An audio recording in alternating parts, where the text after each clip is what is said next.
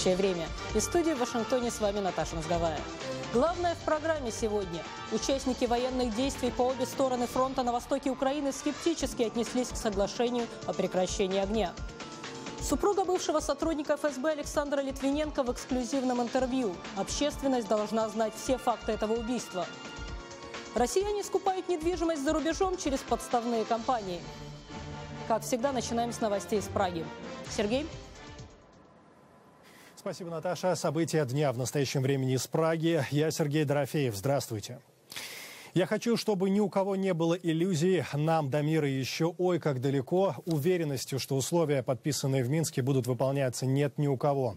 Заявляет Петр Порошенко, вернувшись в Украину с саммита ЕС в Брюсселе, где тон высказываний президента также был резок. Мы призываем к немедленному прекращению огня без каких-либо условий. Как только договоренности были подписаны трехсторонней контактной группой, пророссийские террористы перешли в наступление.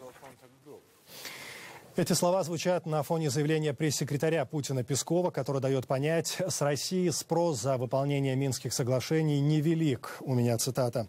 Россия выступает с призывом, но это не сторона, которая должна предпринимать действия, потому что Россия не участник конфликта.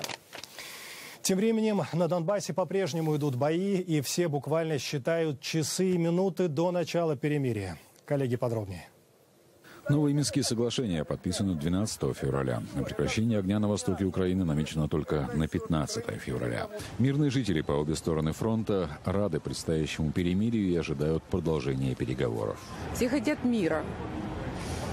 В 21 веке война – это вообще это глупость. Это первая только часть должна быть переговоров, что да, действительно прекратить огонь. Какой смысл убивать людей с одной и с другой стороны, и кому не повинных? Я не боюсь того слова, надо напрямую говорить дураков, карьеристов, как угодно назвать. А дальше надо обязательно договариваться о том, чтобы ушли вообще с территории Украины и не лезли в чужое государство. Это, конечно, самое замечательное о том, что прекратились обстрелы, прекратились убивать нас. Вот.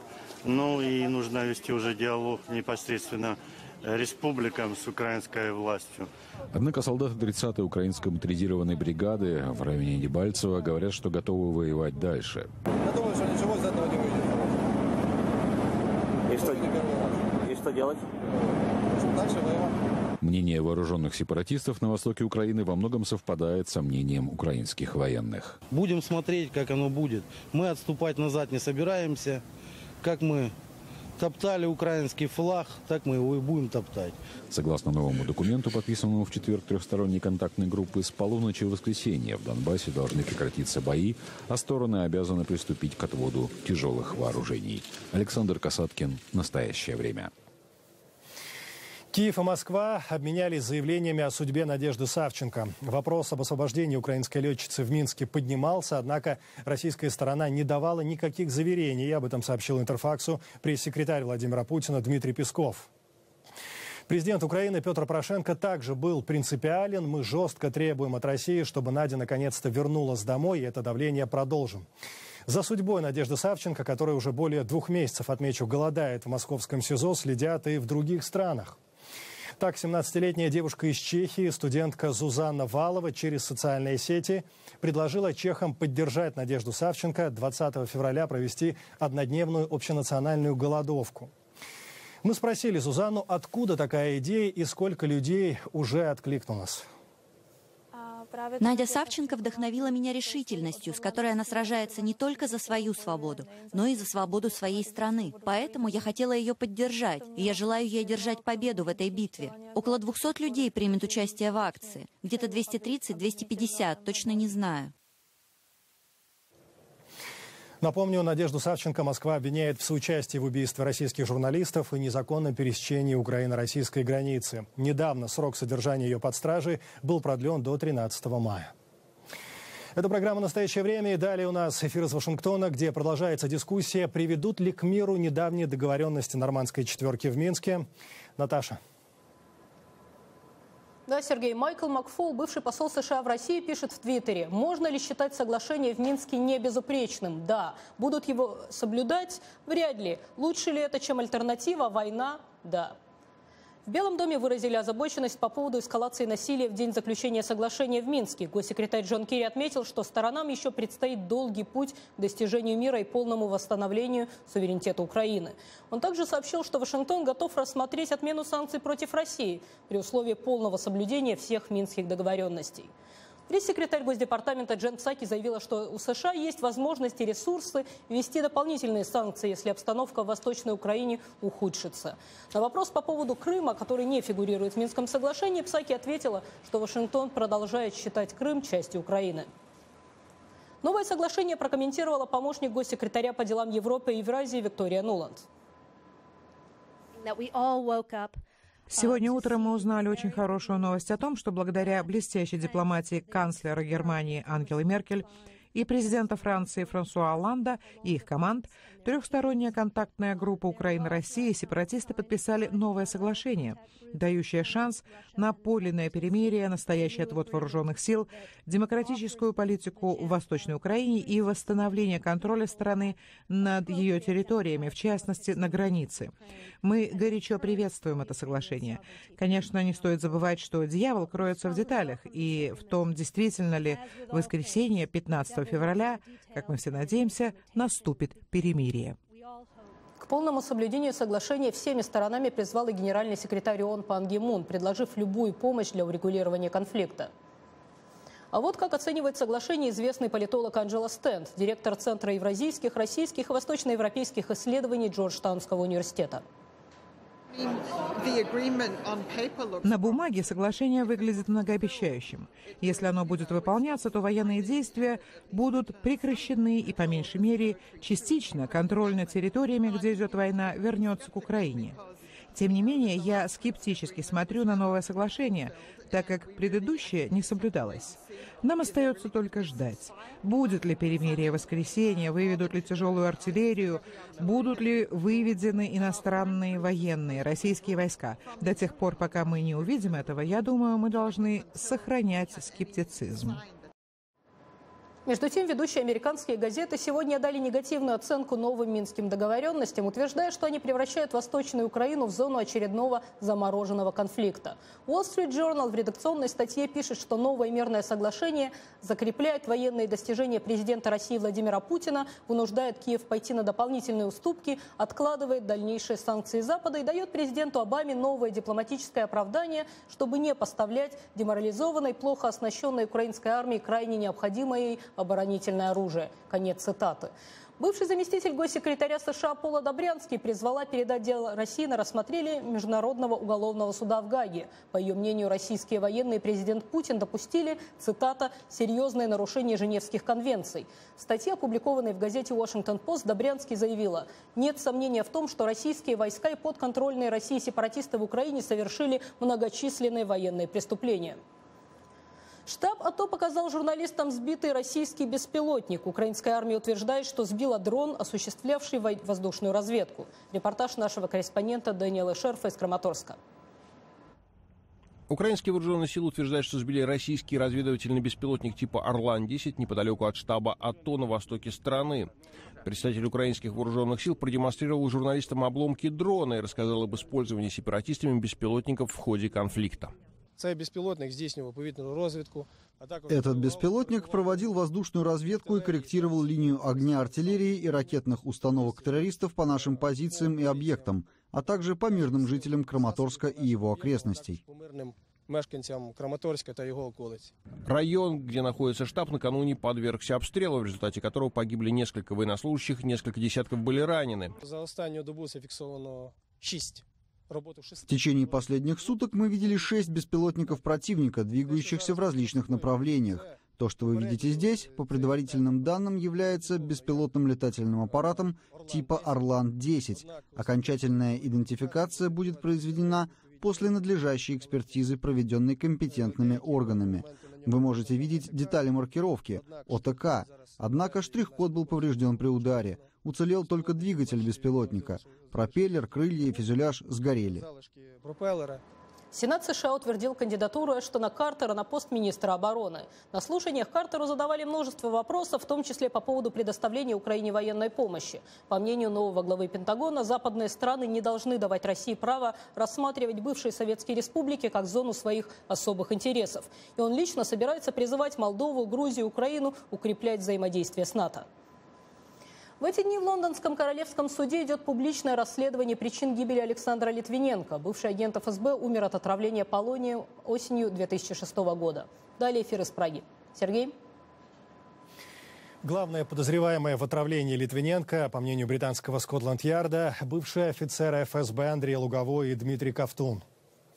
Москва отказала Лондону в экстрадиции Лугового, сославшись на недостаток доказательств. Напомню, Литвиненко критиковал Владимира Путина и в последние годы сотрудничал с британской разведкой, как сообщила вдова агента ФСБ, по вопросам борьбы с оргпреступностью. Мы взяли эксклюзивное интервью у Марины Литвиненко. Первое, что нас интересовало, что принесет публичное расследование дела о смерти ее мужа. Это было очень важно для меня, чтобы те факты, которые я знаю, как реальные, знают полицейские, стали достоянием гласности, то есть донести до общественности. Вот когда вы в первый раз узнали о том, что вашего мужа отравили полониум, радиоактивным веществом, поверили вы в это или нет? О том, что мой муж отравлен полониум, я узнала сразу после его смерти, после того, как я вернулась домой, и я понимала, что наступило жуткое горе, вот какая-то безысходность. И в это же время мне позвонили полицейские, сказали, что они хотят меня видеть.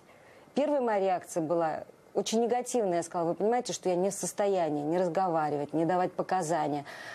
Они мне сказали: мы обязательно должны вас видеть, потому что мы должны вам рассказать очень важную вещь. И вы поймете, почему. Они приехали ко мне в 2 часа утра, когда, опять же, у меня не было ни сил, ни эмоций. И они мне объяснили то, что мы обнаружили, и то, что убило вашего мужа. То, что мы обнаружили, это радиоактивный материал полоний-210. И мы покинули дом тут же. Нам дали всего 30 минут на сбор.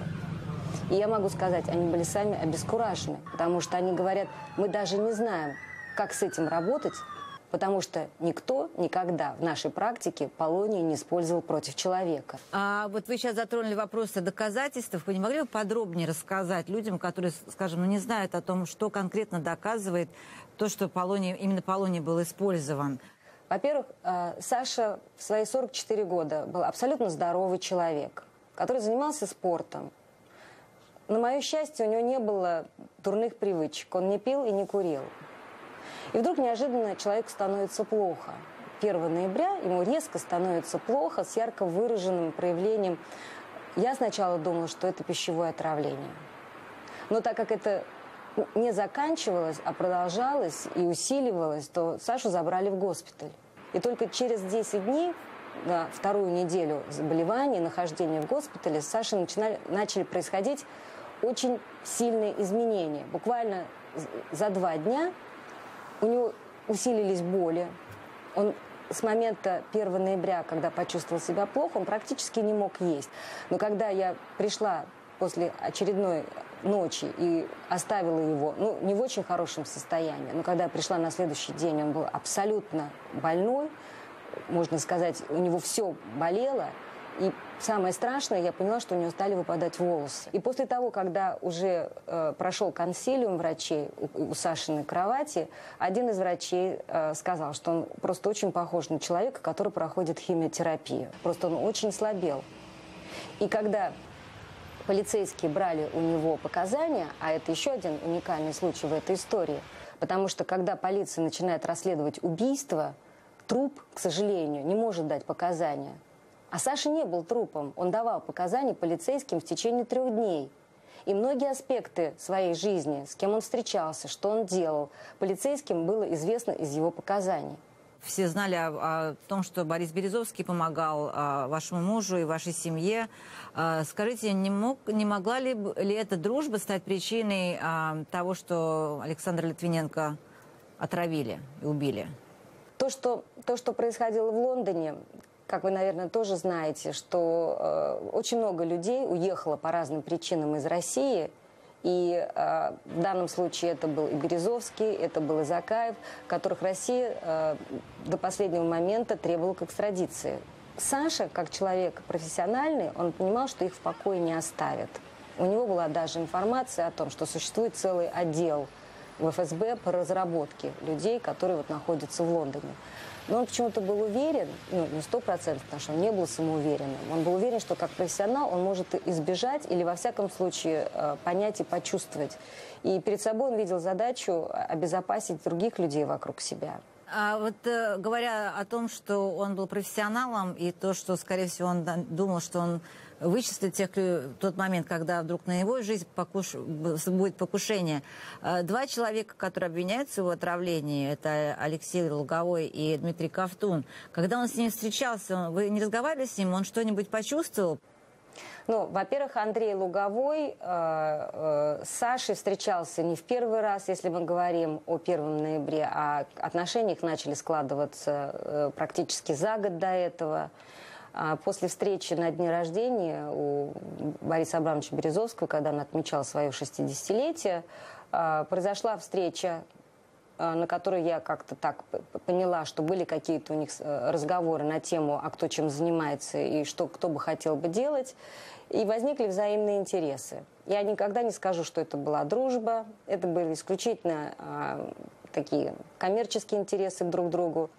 Но с Ковтуном Саша познакомился только в октябре, и то потому, что его пригласил Луговой.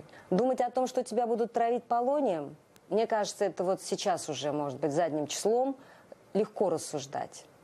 А вот говорить о том, предвидеть это, практически невозможно. Полную версию интервью смотрите на сайте программы currenttime.tv. Газета «Нью-Йорк Таймс» провела любопытное расследование. Обнаружила, более половины элитной недвижимости города принадлежит подставным компаниям. Коллеги, интересно узнать подробности. Да, Сергей, журналисты целый год изучали судебные документы и брали интервью у свидетелей и выяснили, что истинными владельцами многих супердорогих квартир в Манхэттене являются иностранные граждане, в том числе россияне. На связи из нью-йоркской студии наш корреспондент Виктория Купчинецкая. Вика, добрый день.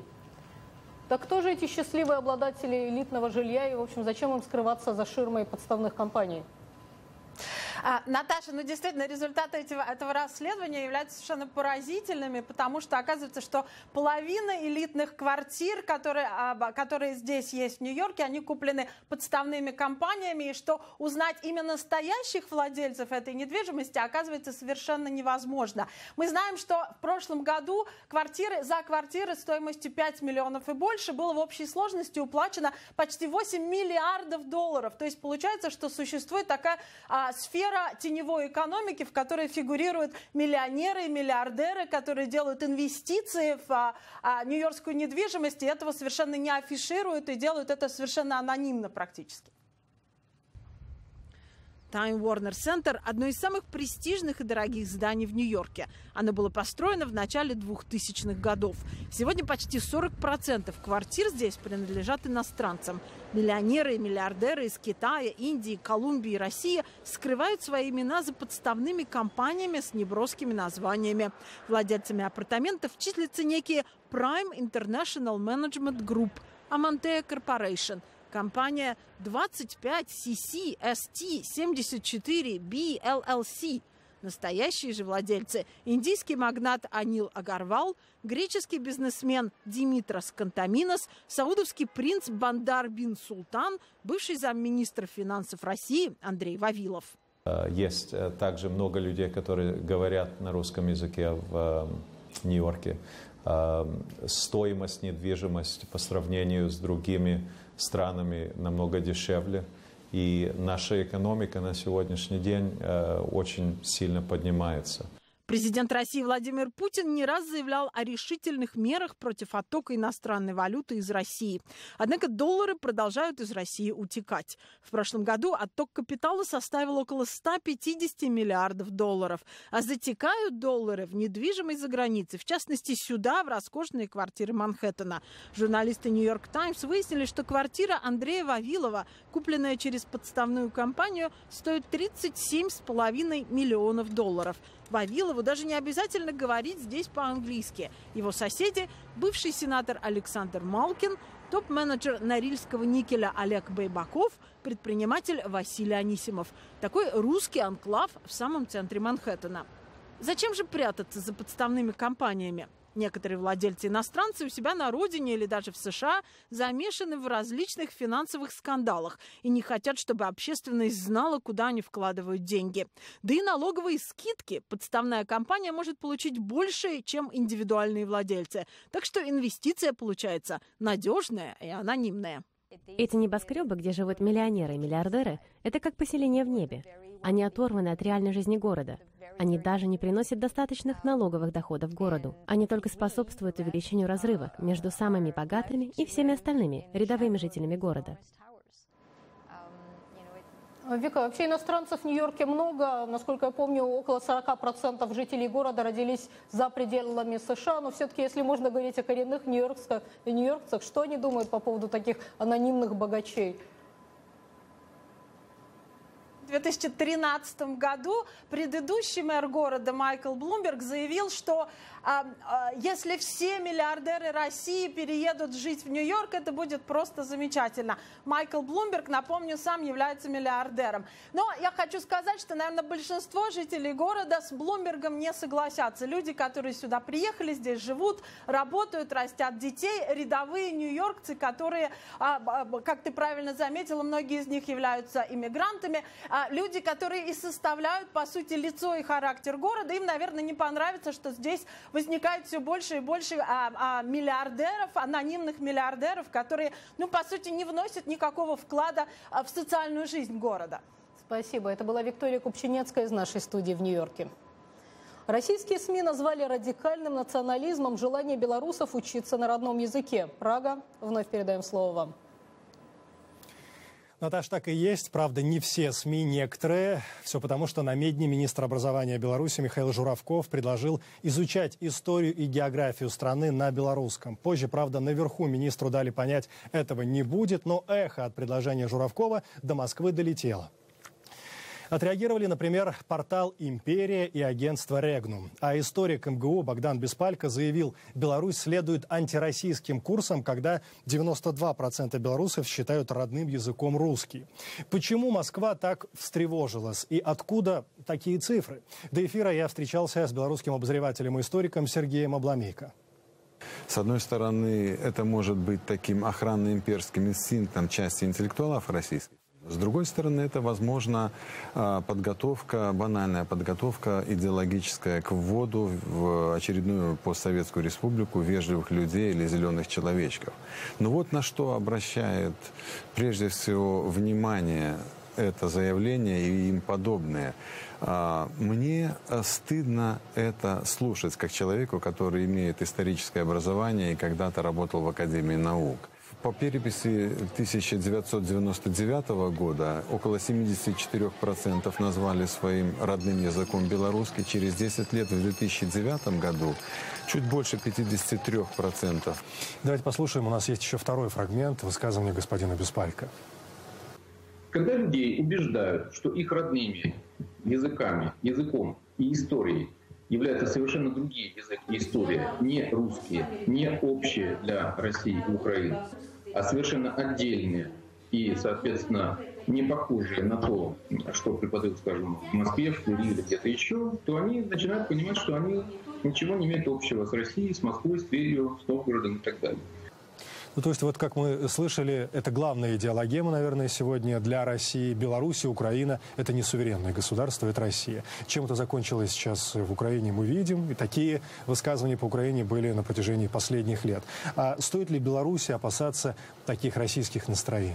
Несомненно, это представляет очень большую угрозу для Беларуси, и особенно если Россия потерпит определенное поражение на Украине в этой ситуации. Во-первых, в Беларуси нет национализации сегодня и национализма как такого. Наоборот, белорусская гуманитаристика и культура несет одну потерю за другой. В прошлом году были закрыты 2 книжных магазина. Единственное, 2 независимые книжные магазина в Минске. Идет разгром исторической школы в Гродно. Десяток профессоров уволены. Конечно, утверждение, что белорусы и украинцы не самостоятельные народы, это антинаучная вещь. И сегодня в России достаточно высококвалифицированных ученых, которые знают, что это не так. Просто их голоса сегодня не слышны. И другие темы. Из помещений фабрики «Красный Октябрь» в обычную московскую квартиру, а позже на завод. Так выживает телеканал «Дождь». Оставшийся в одиночестве вещатель, в эфире которого еще можно услышать альтернативную точку зрения, продолжает осваивать арт-пространство Москвы. На этот раз «Дождь», недавно попавший под критику власть имущих, прописался на заводе «Флакон». О флаконе дождя наш корреспондент в Москве Андрей Королев. Пару недель назад казалось, что судьба «Дождя», отравленная пресловутым квартирным вопросом, закончится в небольшой квартире в центре Москвы. Оставив просторный ньюсрум на Красном Октябре, Наталья Синдеева никому не обещала легкой жизни, но и сдаваться не собиралась. Сейчас она рассылает благодарственные письма всем, кто так или иначе участвовал в судьбе телеканала. Ну, вы видите, да, то есть все тут до конца еще не достроено. И площадки доделаются, и студийное пространство там еще только формируется. Но мы точно выдохнули и понимаем, что сейчас уже можно думать не про то, где жить, а уже думать про то, что показывать зрителю, что очень важно. Молотки, гвозди и отвертки — это все теперь кажется лирическим отступлением. Главное — сохранен журналистский коллектив, для которого арт-завод «Флакон» на Большой Новоадмитровской как рукотворная метафора борьбы за выживание. Сколько бы ни было радости в глазах Синдеевой и людей из ее молодой команды, кремлевский зонтик все равно нависает над Москвой, не давая дождю прорваться в дома горожан. Несмотря на это, мы придумываем какие-то новые ходы, новые возможности, меняем бизнес-модели и продолжаем заниматься тем, чем мы занимались, потому что думать о том, политика есть или политики нет, невозможно. Все, что мы говорим Кремлю, Госдепу, посольству Украины, посольству мирового правительства и так далее, все это мы говорим в эфире. Все, что мы говорим, с этим любой может ознакомиться, открыв наш эфир. Вот и все. Никаких тайных подковерных переговоров, никаких, не знаю, обещаний, никаких угроз, никаких компромиссов, ничего подобного не было. Какие новые открытия ждут поклонников «Дождя», помещенного во «Флакон», телеведущие, конечно, не говорят, ведь настоящий «Дождь» — это всегда отточие внезапности. Правда, излучать оптимизм с каждым днем становится все трудней. Пока отважные инвесторы, живы подписчики и предана аудитория, есть надежда продлить историю. Андрей Королев, «Настоящее время», Москва. Это «Настоящее время». Вновь передаем слово в Вашингтон. Коллеги, продолжайте. А мы передаем слово в Нью-Йорк, где готовятся к очередным морозам. Но, как выясняется, не все жители Большого Яблока могут позволить себе теплую одежду. Подробности в репортаже нашего корреспондента. Для более 8 миллионов жителей Нью-Йорка существуют простые зимние правила. Одевайся теплее и меньше проводи времени на улице. Но есть и те, кто не может позволить себе купить теплую верхнюю одежду. Сегодня в Нью-Йорке более 2 миллионов человек с трудом сводят концы с концами. Им надо кормить и одевать детей и как-то выживать. Теплая одежда – это одна из проблем.